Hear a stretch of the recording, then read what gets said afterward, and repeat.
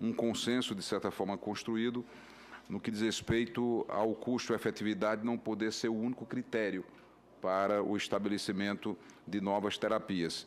Então, a pergunta que faço à mesa de forma geral, e fica facultado a quem desejar assim responder, é especificamente em relação a quais outros critérios nós poderíamos adotar na perspectiva de aprimoramento da proposta, o que nós poderíamos fazer no que diz respeito a esses outros parâmetros de avaliação. Eu acho que é uma contribuição importante que poderá ser dada. Senador, doutor Marcelo, então o senhor pode complementar por 3 minutos no máximo. Senadora, senador Cássio, aqui eu quero me ater exatamente ao texto da lei, artigo 19.0, o que está aqui como 19O, o que está como parágrafo primeiro, na realidade é o parágrafo único. Em qualquer caso, os medicamentos ou produtos de que trata o caput deste artigo serão aqueles avaliados quanto à sua eficácia, segurança, efetividade, custo-efetividade para as diferentes fases evolutivas da doença ou agravo à saúde de que trata o protocolo. Então, a lei aqui não trata de custo, utilidade e nem esses outros parâmetros que são importantes, trata tão somente de eficácia, segurança, efetividade e custo-efetividade. E Vossa Excelência, quando apresentou essa proposta legislativa, poderia até ter proposto a fixação do ICER. Vossa Excelência não fez justamente para não invadir a competência do Poder Executivo. Então, por que fixar os parâmetros de custo-efetividade? Porque a lei fala especificamente em custo-efetividade. A lei é explícita. Então, se a lei é explícita, é preciso se dizer à sociedade brasileira qual é o parâmetro de custo-efetividade que vai ser usado no sistema de saúde do Brasil. Não que seja o único, mas quando se utilizar esse parâmetro, diga, vou utilizar esse parâmetro e o valor é esse. Então, fica claro e transparente. O segundo ponto é a questão da aleatorização. Também não está regulamentado aqui esse parágrafo. Compete ao Ministério da Saúde, por meio de decreto-lei, estabelecer como é que vai se dar essa questão da aleatorização, doutor Gustavo. Certo? Pode até ser feito em forma de substitutivo, já que a senadora Ana Amélia e o senador Cássio mesmo reconhecem que essa audiência é para aprimorar o projeto, colocar critérios de aptidão e aleatorização. Por óbvio que não se vai demandar uma avaliação de cardiologia para um instituto de ortopedia, mas esses núcleos eles são especializados em avaliação de tecnologia em saúde. E do momento que se coloca a aleatorização, vai se fazer com que esses núcleos cresçam, se qualifiquem e se pluralize esse conhecimento, para o benefício de toda a comunidade acadêmica. É essa a questão.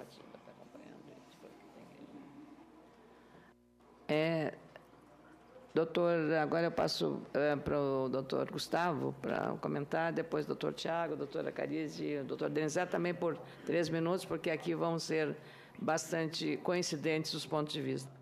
Perfeito, senadora, muito obrigado pela palavra. Bom, quais outros critérios poderiam ser acrescentados à matéria para a tomada de decisão? Foi a pergunta do senador Cássio Cunha Lima, né?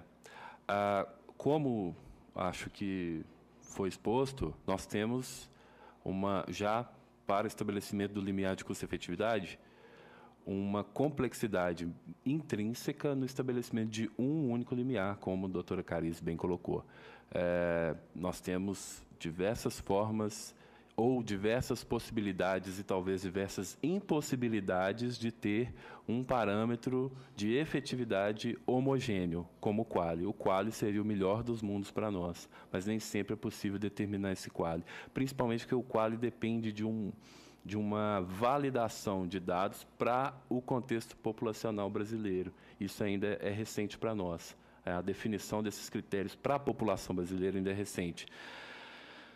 Da mesma forma, vai ser a complexidade para o estabelecimento de parâmetros de impacto orçamentário, por exemplo, né? Já aproveitando a fala aqui do doutor Marcelo, que citou a legislação que se baseia em critérios de efetividade, de segurança, de custo-efetividade, né? Enfim, talvez a gente possa explicar isso de uma forma regulamentar, infralegal, mas custo-efetividade a gente entende, apesar de ter uma análise de custo-efetividade que é própria, que é denominada, mas a comunidade científica reconhece que custo-efetividade é a avaliação econômica em geral, ou seja, custo-utilidade, custo-efetividade, enfim.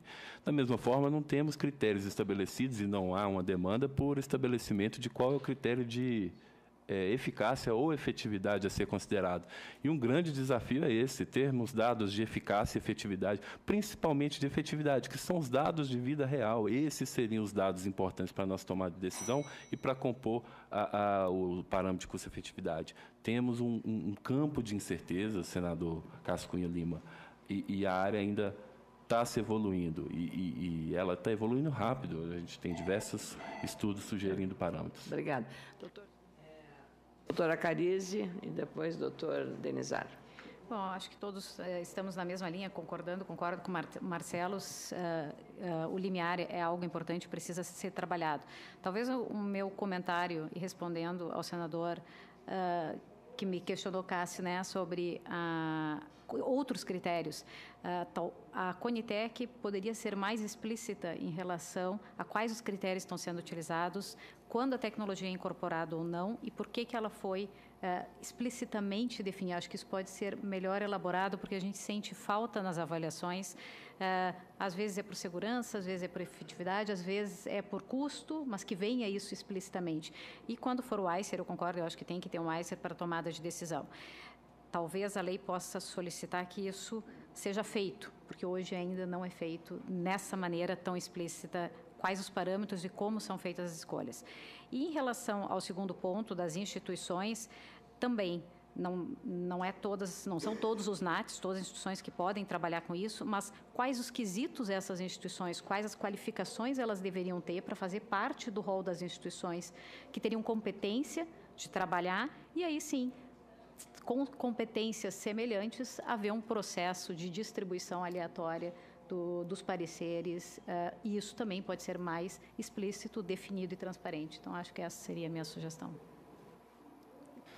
Bom, eu gosto sempre de uma frase de um autor importante na medicina, que diz que medicina é a ciência da incerteza e uma arte da probabilidade.